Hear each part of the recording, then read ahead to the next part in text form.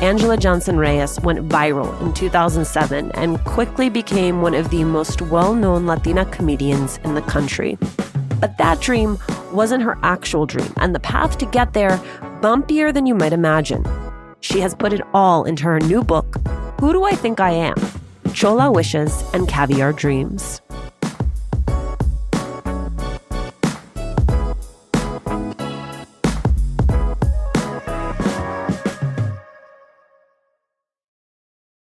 Anjelah, I wanted to have you on this podcast for so long, so thank you for making the time to do it. Yeah.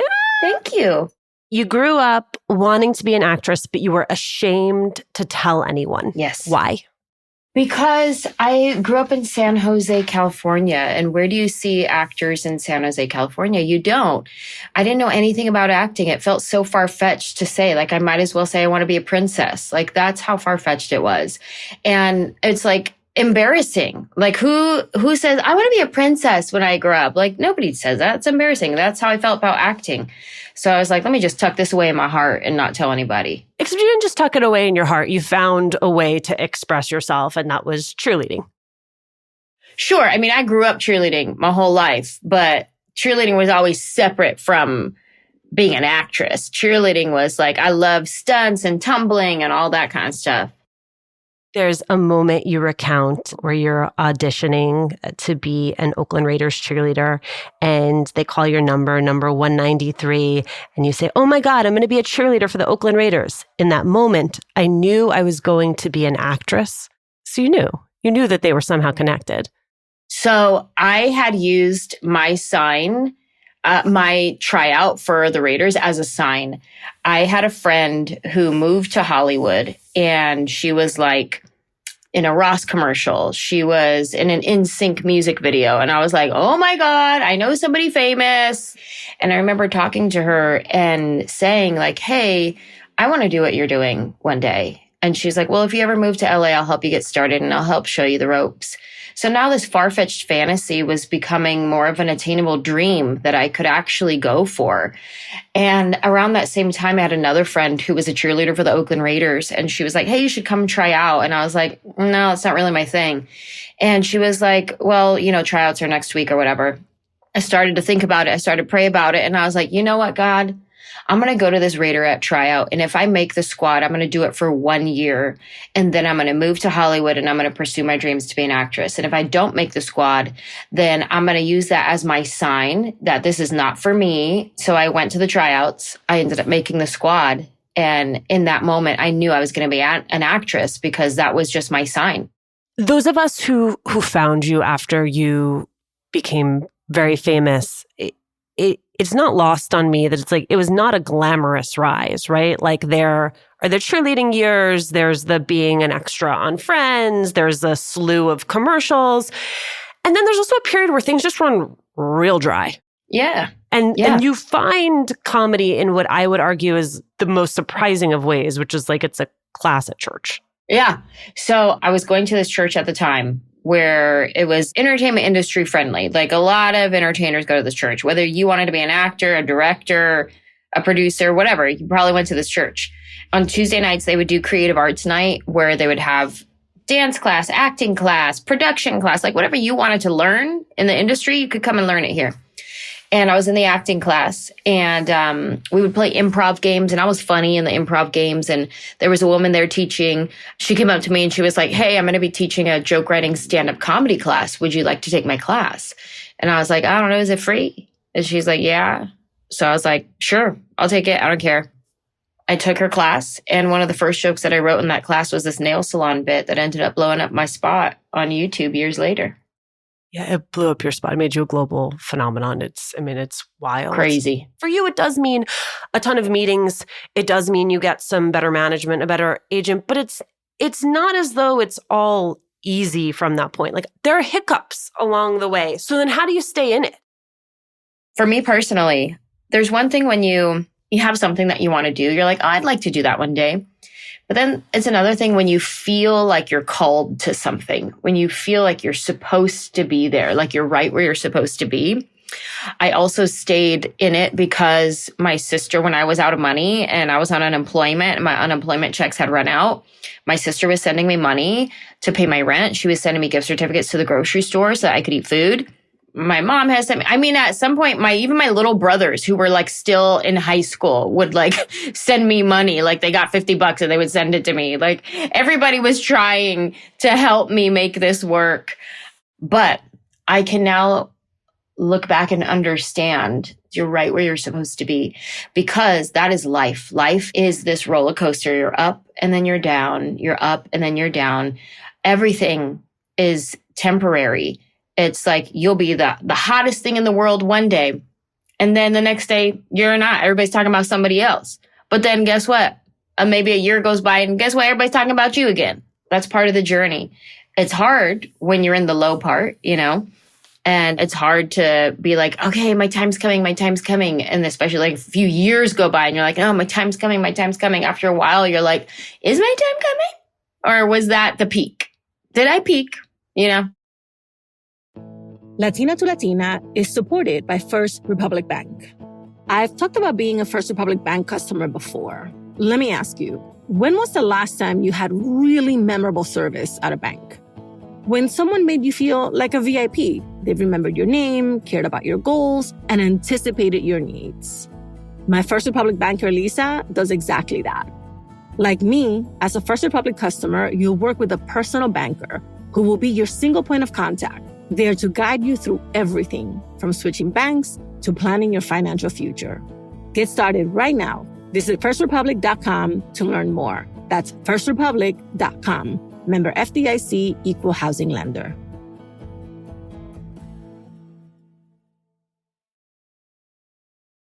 Hey there, it's Alicia. As a creative person, you know that earning a living from your passion can be a tough uphill battle. How do you turn a creative pursuit, something you love, into the career of your dreams? If you are looking for that answer, then I highly recommend the podcast Creative Elements. Creative Elements explores how the world's best creators built their businesses with insight from world-renowned guests. Through well-produced narrative interviews, host Jake Klaus dives into the nitty-gritty of how these creators are building their audiences today.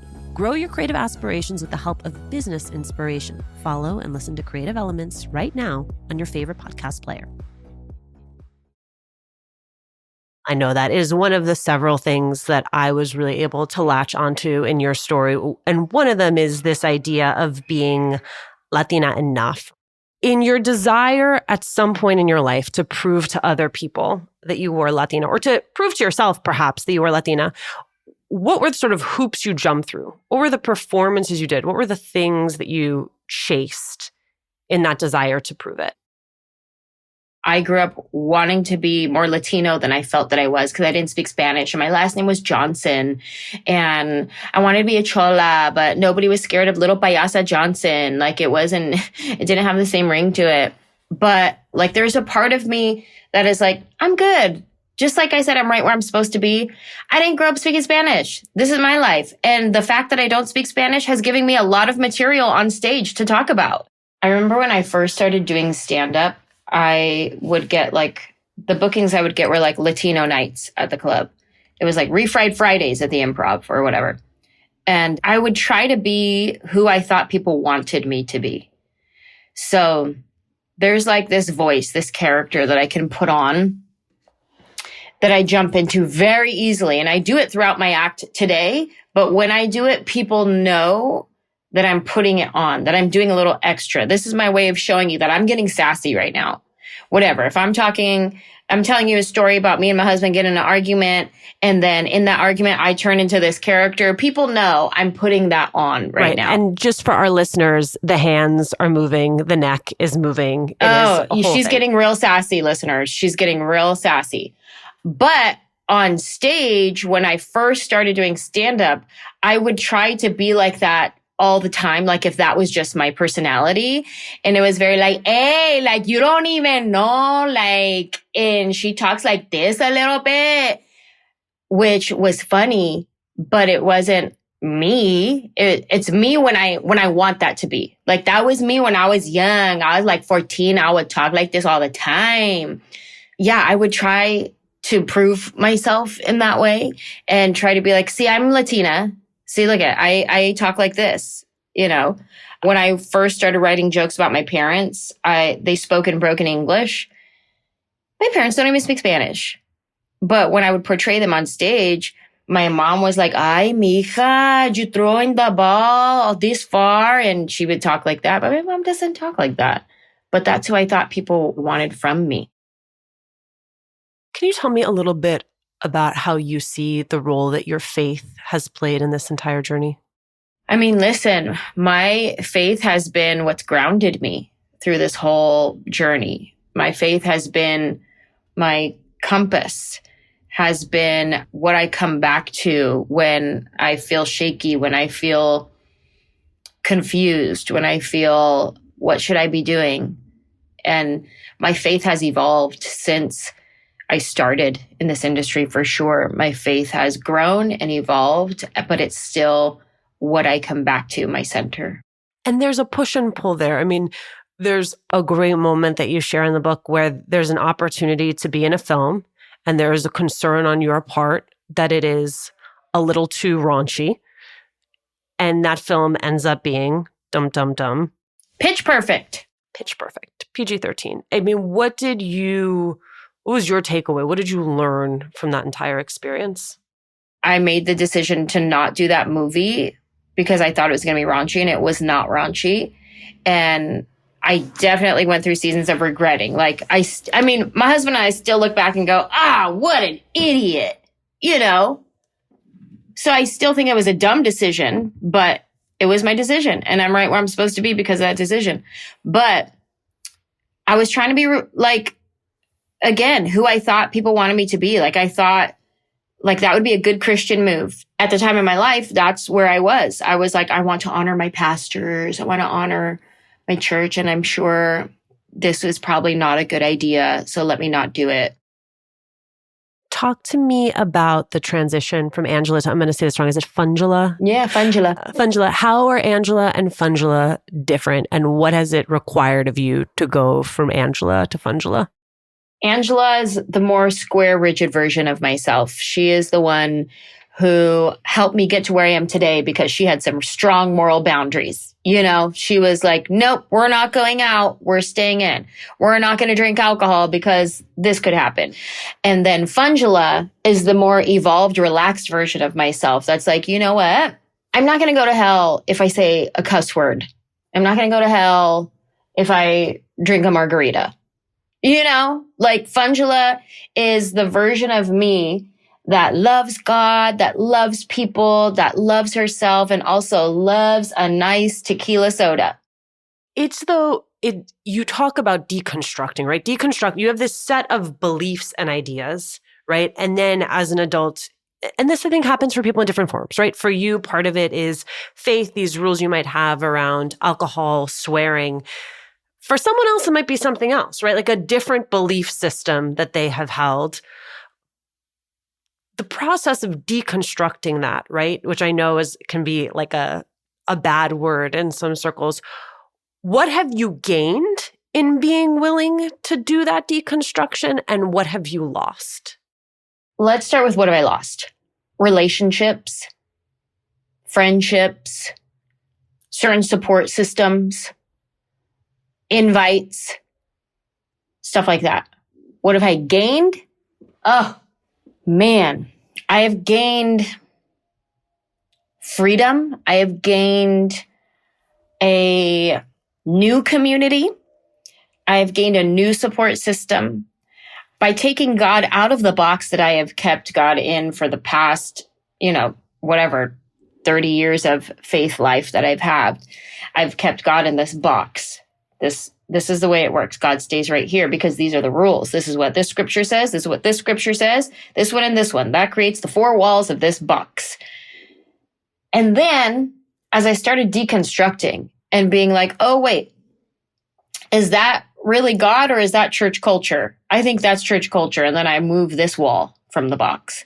And it's like, wait, is this really God? Or is this something that I was just taught growing up and it goes on a bumper sticker and on a magnet? Or is that God? I don't think it is. That wall goes off. And then as I start asking these questions and these walls come off, and then God expands in my life and becomes so much bigger, so much more powerful, so much more in everything.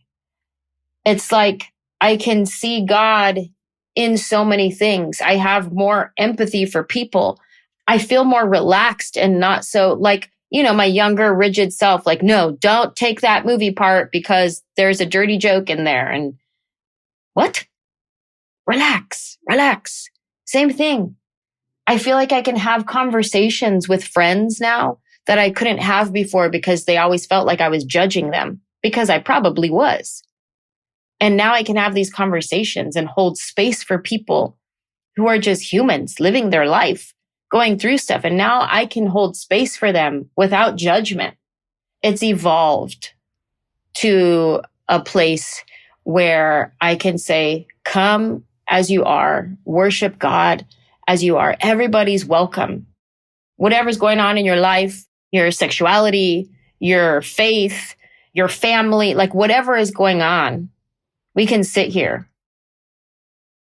You write pretty honestly about your marriage, which I really appreciated. And as someone who travels a lot, you has a husband who has a big job, you share some really great details, tips, tricks for like how, if you're going to be apart, because you had to learn this, how you maintain that sense of intimacy with your partner when you're not always together. Of that, like if someone wants to take away one thing from what you have learned, what is it? So my husband and I went to a therapist early on in our marriage because we were both touring. We were both apart from each other. We needed to figure out how to make our marriage work. The best lesson we learned from that therapist that we still apply today, when you're away from your partner and you want to grow that intimacy, there's a question that you ask and you say, what is something that you thought today that you wouldn't have told me if I didn't ask you? Because we have a lot of thoughts, thousands of thoughts that run through our mind every day that we just keep it internal. When you pause to think about maybe some of your darker thoughts, maybe some of your insecure thoughts or things like that, things that you wouldn't typically say out loud or share with someone, you share it with a person you love the most. And that is a form of intimacy, right? I'm letting you see into me. That when my husband was on this part of the world and I was on this part of the world, and we would ask each other that question, it would allow us to be in each other's space and hold space for each other. It would also give us things to talk about that weren't, hey, how was your show? Good. How was your show? Good. I'm tired. Me too. Okay, good night. Talk to you tomorrow. And then the same conversation tomorrow. Like it helped you get out of that routine. I want to ask you a question as a creative, because there was a moment at the end of the book where I nearly lost my breath. And that is your manager, your agents, at this point, you have a multitude of people on your team. They come back to you and they're like, Anjelah, nobody wants to buy your 1 hour special. They're looking for something fresh. They're looking for something new. How do you generate something that feels, not to someone else, but to you, feels new, feels fresh? For me, it works in different ways. Sometimes I need a break.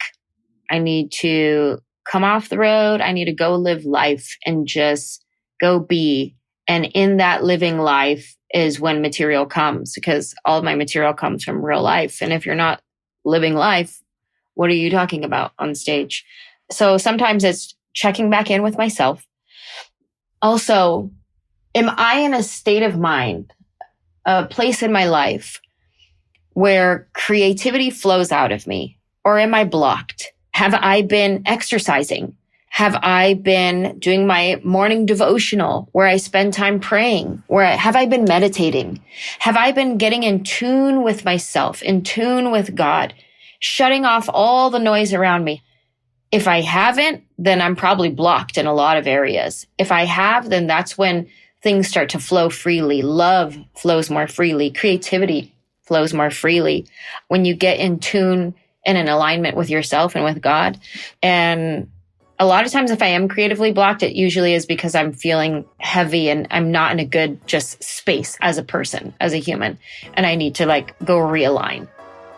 Anjelah, thank you so much for doing this. Thank you for having me. This has been great.